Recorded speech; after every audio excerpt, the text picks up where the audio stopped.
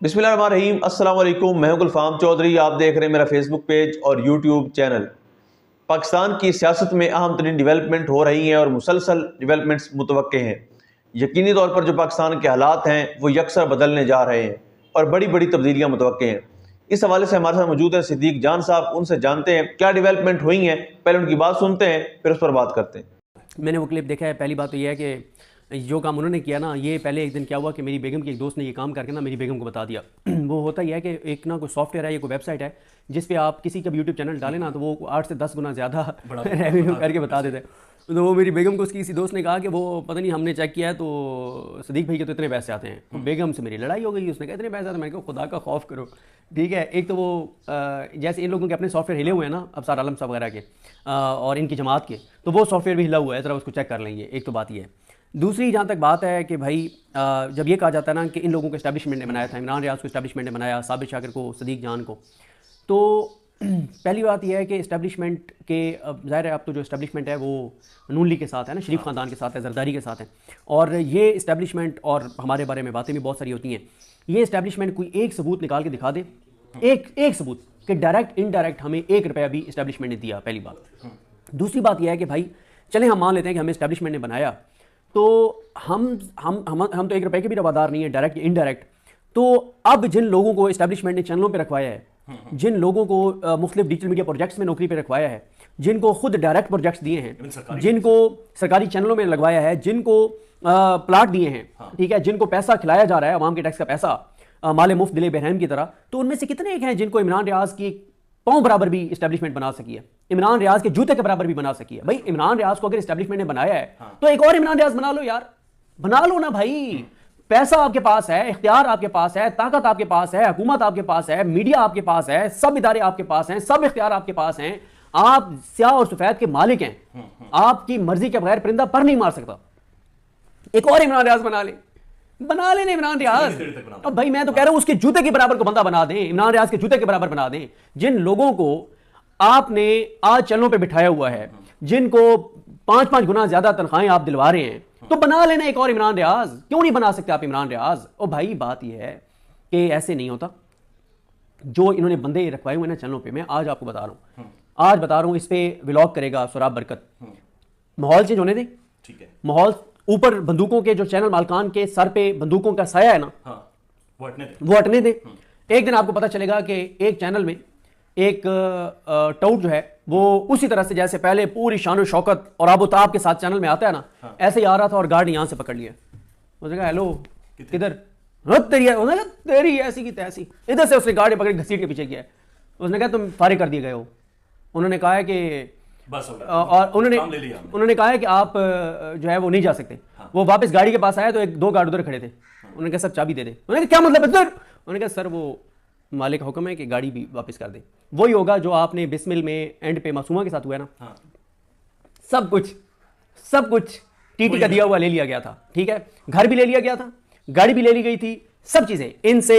और फिर इसी तरह से एक गार्ड और खड़ा होगा, वो कहेगा सर माजरत नहीं कोड नहीं उतरेगा सर, ये जो आपके पास आईफोन है ना, ये उन्होंने कहा है कि आप डाटा इसमें ट्रांसफर करके नहीं वापस भिजवा दें। ये इतनी फेवर जरूर दी जाएगी कि बयान भी उन्होंने फिर दी हुई है। यानी यार मैं तो उस हद तक चलने अभी नहीं जा रहा। मैं कह रहा हूं गाड़ी, नौकरी, मोबाइल, ठीक है।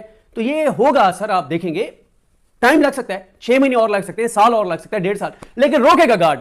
क्योंकि उस चैनल के मालिक को मैं भी जानता हूं कि जो इस वक्त उसकी ज़हनी हालत होगी ना, जितना वो मजबूर होके और उसने वो बंदा रखा हुआ है, जितना वो अजियत का शिकार है। हाँ गो के ये कोई बिल जबर नहीं हो रहा उसके साथ, बिल रजा हो रहा है, लेकिन ज़हनी अजियत उसको फिर भी है कि बिल रजा इसलिए कि उसके बदले में उसको इश्तिहारात भी तो मिल रहे हैं ना, उसके बदले उसको इश्तिहारात और बिजनेस भी तो मिल रहा है ना, उसके बदले उसके जो बिजनेसेस हैं उसमें भी तो उनको रियायतें मिल रही हैं ना। तो मेरा सर वो जो बात आपने शुरू की थी कि इस्टेब्लिशमेंट ने अगर हमें बनाया था, एक और मैं और किसी की नहीं सदीक जान की तो औकात ही कोई नहीं है। इस वक्त मसला इमरान रियाज है, एक और इमरान रियाज बना दें बस। चलिए बात ठीक है, चलिए जवाब आ गया है, चूंकि अबसार आलम साहब ने सारे बड़े प्रोमिनेंट। और फिर एक बात और है ना, यार इमरान रियाज ने, सदीक जान ने पैमरा की नौकरियां तो नहीं ली ना, पैमरा में वारदातें तो नहीं डाली ना, हमने तो नहीं। पीटीआई के दौर में 2 चीज़ों में आपको बता देता हूँ, मैं ये बातें करता नहीं हूँ, वैसे मैं आपको बता दूँ, जब मैं रिज़ाइन किया 92 से, मेरे पास कोई जॉब नहीं थी। तो मुझे फवाद चौधरी, अरशद शरीफ साहब और तीसरे इनके साथ कौन थे, कंटेम्प्ट नोटिस इनको हुआ था। इन्होंने रात को केस डिस्कस किया था, फेक अकाउंट्स केस, उस पर तौहीन अदालत का नोटिस इनको हो गया था और सुबह सुबह इनको बुला लिया गया था। फवाद चौधरी मिनिस्टर थे उस वक्त, वज़ीर इत्तलात। तो पता चला फवाद चौधरी साहब को कि मैंने रिज़ाइन कर दिया और मैं आजकल कहीं नहीं हूँ। तो उन्होंने कहा यार तुम फ़ौरन आओ मेरे पास, पीटीवी में हमें बंदा चाहिए। ठीक है, मैंने कहा सर नहीं तुम आओ, मैं कान के करीब हूँ। मैंने कहा सर मैंने ना पीटीवी में जॉब नहीं करनी। ठीक है, वो कहते यार आ जाओ, इतना डिजिटल मीडिया का तुम्हारा एक्सपोजर है, हम आउटसोर्स करें कुछ प्रोजेक्ट्स, वो ले लो यार, तुम मेरिट पे, तुम डिजिटल मीडिया की तुम्हारी स्ट्रेंथ है। मैंने कहा सर मैं करूंगा, अल्लाह का शुक्र है नहीं लिया। फिर दूसरा, कभी आप लिस्ट निकलवाएं ना, कभी आप लिस्ट लिखवाएं उन लोगों की जिन्होंने वो जो इमरान खान की घरों की स्कीम थी, मैं हैरान हूं उन लोगों ने भी उस स्कीम को अवेल किया है जो आज भी गालियां इमरान खान को देते हैं, जो आज भी इमरान खान के खिलाफ प्रोपेगेंडे में इस्तेमाल होते हैं। हमने तो अप्लाई नहीं किया। तीसरी बात, ये प्रेस क्लब में प्लाटो का था, तो मतलब ये तो अब चले हमारे ऊपर ये है ना कि हम यूट्यूब कर रहे हैं और बड़ा हमारा यूट्यूब चल रहा है। उस वक्त तो यूट्यूब नहीं था।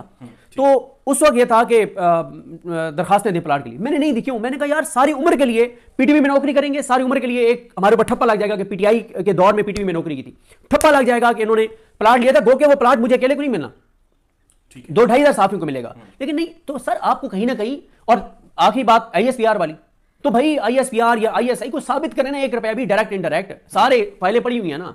ठीक है, तो बाकी है अब सारा आलम साहब का मसला यह है, उनको व्यूज आते नहीं उनके। आजकल वो इमरान रियाज को गालियां दे के उसकी तस्वीर लगा के ना थंबनेल पे वो व्यूज ले रहे हैं। लेकिन मैं इतना कहूँगा अब सारा आलम साहब को कि हसद ना करें, जेलिस ना हो। आप अब गलत साइड पे खड़े हैं, जिस साइड से लोग नफरत करते हैं, तो इसमें इमरान रियाज का तो कोई कसूर नहीं है ना। तो इमरान रियाज की तरफ आप थूक रहे हैं, तो आपको पता नहीं है कि वो ऊपर है आप नीचे हैं, तो आप जो थूक रहे हैं वो आपके मुंह पे गिर रहा है। तो इसलिए अफसार आलम साहब ना करें यार, करें। चलिए, अफसार आलम साहब का ज़ाहिर है बड़ा लंबा तजुर्बा है यार। देखें मैं ना एक सबके लिए एक पैगाम है, सबके लिए एक पैगाम है। देखें जो किसी को अगर अल्लाह ताला दे रहा है ना, ऐसा नहीं है कि मैं ये कहूं कि इसकी व्यूअरशिप कम हो जाए, कि इसकी व्यूअरशिप कम होगी तो मैं कुछ कमाऊंगा, मेरे को व्यूज आएंगे। देखिए ये अल्लाह ताला की देन है। अल्लाह ताला के खजाने में ये नहीं है कि उतना ही था जो उसने उसको दे दिया उसी में से काट के आपको देना है, वो उससे 50 गुना ज्यादा आपको दे सकता है, 10 गुना ज्यादा आपको दे सकता है। तो अल्लाह से मांगे। एक तो जिन जाके जमीनी खुदाओं के 2 ऐसे नाम हैं, मकरू नाम हैं जो चैनलों पे इस वक्त बैठे हुए हैं, उनमें से एक का तो मुझे पता है कि एक ताकतवर शख्सियत के कज़न को साथ ले जाके तुमने नौकरी ली है। ठीक है, तुम जितने जाके जमीनी खुदाओं के जिनके तुम हमें ताने देते हो ना, तुम लोग उनके दरवाजों पे जाके तुम लोगों ने नौकरी ली है। हमारा साबित कर देना, आज तक साबित कर दें कि किसी भी फौज के बंदे के कहने के ऊपर हमने कहीं नौकरी ली हो, हमने कोई डायरेक्ट इनडायरेक्ट। एक और बात बता दूं, इमरान खान के दौर में एक प्लान हुआ कि एक प्रोजेक्ट था डिजिटल मीडिया का, वो एक लंबी चौड़ी बात थी। मुझे इमरान खान की हुकूमत के एक बड़े इंपॉर्टेंट शख्सियत थी, उन्होंने मुझे और मेरे एक और दोस्त ने हमें बुलाया और हमें कहा कि यार ये आप कर सकते हैं ना, ये वाला सेक्शन जो है ना वो आप ले लें। हमने नहीं लिया। तो बात यह है कि मैं अपनी वो नहीं बयान कर रहा, ठीक है, लेकिन मैं कह रहा हूं कि आपको तो वो जो मरियम नवाज की गाड़ी में जहां पे गुलाम रसूल गार्ड बैठता था, उस दिन गुलाम रसूल बेचारे को उतार दिया कि अफसार आलम को यहां बिठाने। आप तो गुलाम रसूल गार्ड की जगह बैठते थे।